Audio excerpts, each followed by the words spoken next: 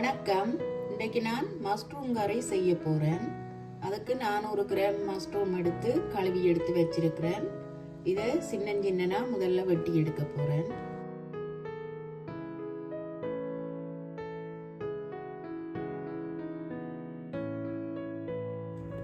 ஆக பெருசாக வெட்டாமல் ஓரளவா வெட்ட வேணும் இந்த மஷ்ரூமை. அப்படி என்ன தான் அவியும்.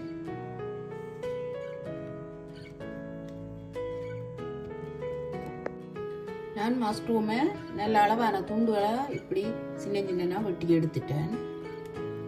இப்போ இந்த மஷ்ரூம் கறியை செய்கிறதுக்கு நான் ஒரு சட்டி அடுப்பில் வச்சு எண்ணெய் விட போகிறேன். கடுகு சேர்ப்பம். எண்ணெய் கொதிச்சிட்டுது. அதோட பெருஞ்சீரகம், கருவேப்பிலை கொஞ்சம் சேர்ப்போம். வெட்டி எடுத்துருக்கேன், அதை சேர்ப்போம். இதோட வெங்காயம்,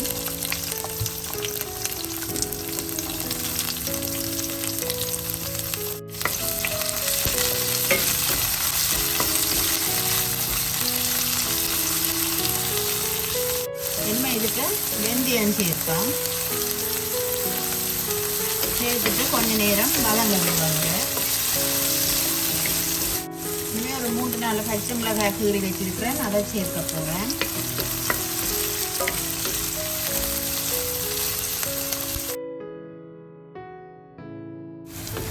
இப்போ இந்த வெங்காயம் நல்ல பொன்னிறமாக வதங்கி வந்துட்டுது. இனிமேல் நான் இதுக்கு மஷ்ரூமை சேர்க்க போகிறேன்.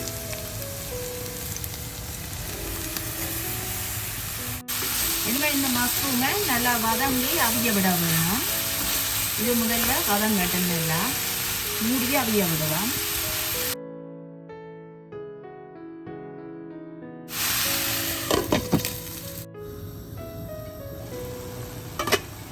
மஷ்ரூமுக்கு நான் தண்ணி சேர்த்தே இல்லை. அந்த மஷ்ரூம் கழுவின தண்ணியிலேயே அவிஞ்சு கொண்டிருக்கு. இது நல்லா வத்தி அவிஞ்சு வரணும். மஷ்ரூம்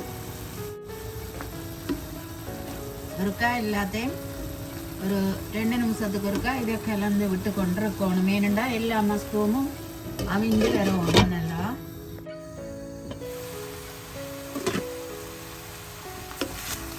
இப்போ மஷ்ரூம் நல்லா தண்ணி எல்லாம் வற்றி வதங்கி வந்துட்டுது.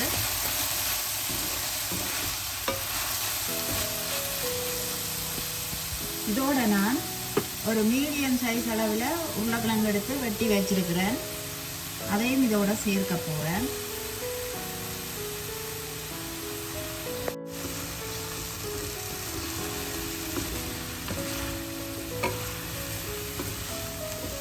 தனியாக மஷ்ரூம் கறியை செய்தால் டேஸ்ட் இருக்காது. உருளைக்கிழங்கும் சேர்த்து செய்தால் நல்ல ஒரு டேஸ்டாக இருக்கும். இப்போ உருளைக்கிழங்கு சேர்த்துட்டேன். அதோட ஒரு தக்காளி பழம் எடுத்து வெட்டி வச்சிருக்கிறேன். அதையும் இதோட சேர்க்க போகிறேன். சேர்த்துட்டு எல்லாத்தையும் நல்லா ஒரு 2 நிமிஷம் வதங்க விடுவோம்.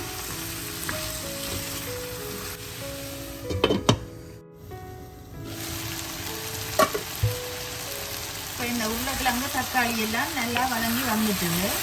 இனிமேல் நான் இதுக்கு தேவையான உப்பு தூள் அதில் சேர்க்க போகிறேன்.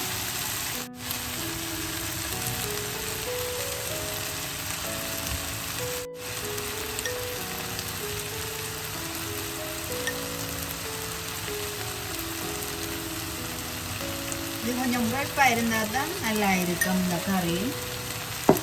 நான் கொஞ்சம் கூட பார்த்தா தூள் சேர்க்கிறேன்.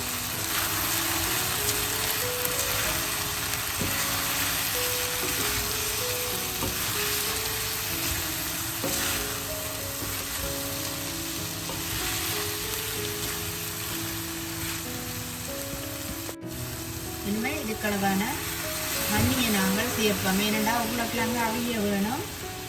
அதுக்களவா கொஞ்சம் கூட சேர்த்து விடுவோம்.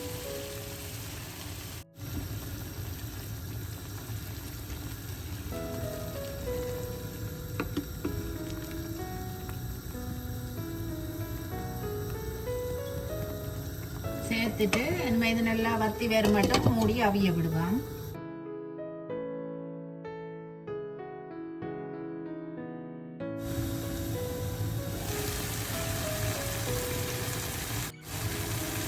இப்போ மஷ்ரூம் கறி வந்து நல்லா தண்ணி எல்லாம் பற்றி அவிஞ்சு கொண்டு வந்துட்டுது. இனிமேல் நான் இந்த கறிக்கு கொஞ்சமாக தேங்காய் பால் சேர்க்க போகிறேன். தேங்காய் பால் சேர்த்தா நல்ல ஒரு டேஸ்ட்டாக இருக்கும். அதோட கொஞ்சமாக இறைச்சி சீரகத்தூள் சேர்க்க போகிறேன். சேர்த்துட்டு எல்லாத்தையும் நாங்கள் கலந்து விடுவோம்.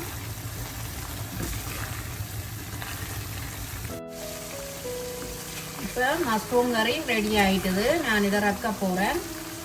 இறைச்சித்தூள் போட்டுட்டு கொஞ்சம் அடுப்பை நல்லா குறைச்சி விட்டு மூடி கொஞ்சம் நேரம் அவிய விட்டேன்னா இப்போ உருளைக்கிழங்கு அவிஞ்சிட்டு கொண்டு பார்ப்போம். நல்லா அவிஞ்சு வந்துட்டுது. என்மை இதை நான் ரக்க போகிறேன்.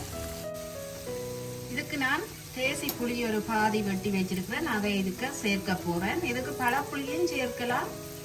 தேசி புளி என்னென்னலாம் இருக்கும்.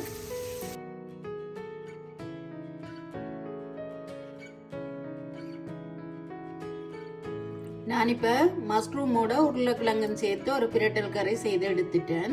இது வந்து வெள்ளைச்சோரோடையோ இல்லை புட்டு, தோசை, சப்பாத்தி எல்லாத்தோடையும் சாப்பிட அந்த மாதிரி இருக்கும். இந்த ரெசிபி உங்களுக்கு பிடிச்சிருந்தா எங்களோட சேனலுக்கு ஆதரவு தாங்கோ. நன்றி.